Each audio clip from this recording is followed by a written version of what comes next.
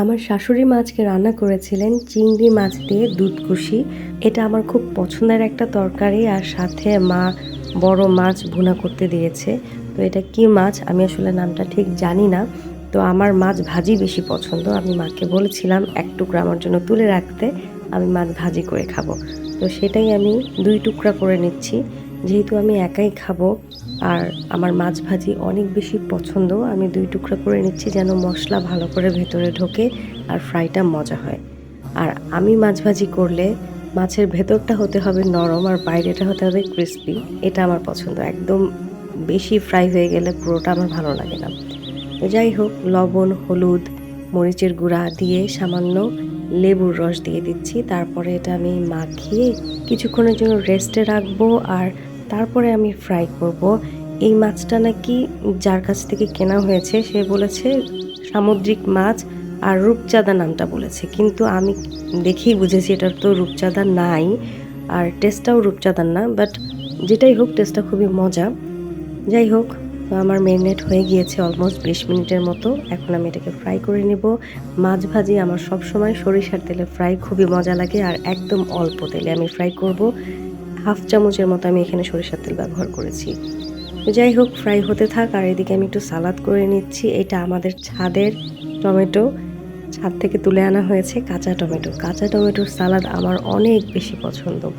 পাকা টমেটোর সালাদও আমার পছন্দ, তবে আমি যদি কম্পেয়ার করি তাহলে আমার কাঁচা টমেটোর সালাদ অনেক অনেক বেশি পছন্দ। আর আসলে এটা অনেক মজা হয়, একেবারেই টক লাগে না খেতে। অনেকে ভাবে যে টক লাগে, টক লাগে না, বরং আমার কাছে অনেক বেশি ভালো লাগে।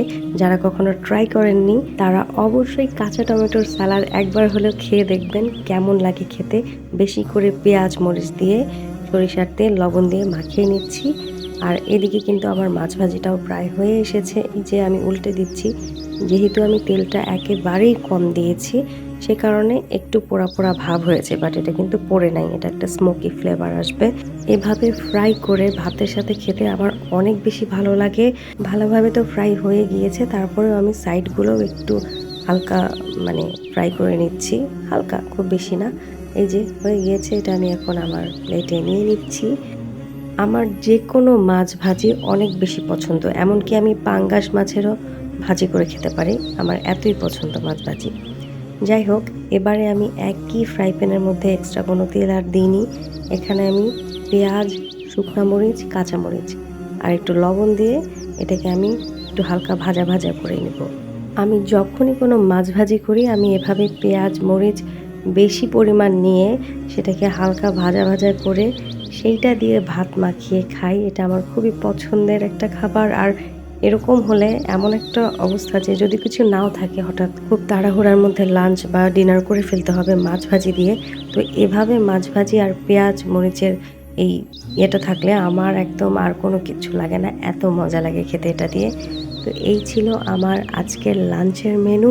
কেমন লাগলো আমার আজকের ভিডিও নিশ্চয়ই আমাকে কমেন্ট করে জানাতে ভুলবেন না, এবং ভিডিওটি ভালো লেগে থাকলে আপনার ফ্রেন্ডস অ্যান্ড ফ্যামিলির সাথে শেয়ার করে দিবেন।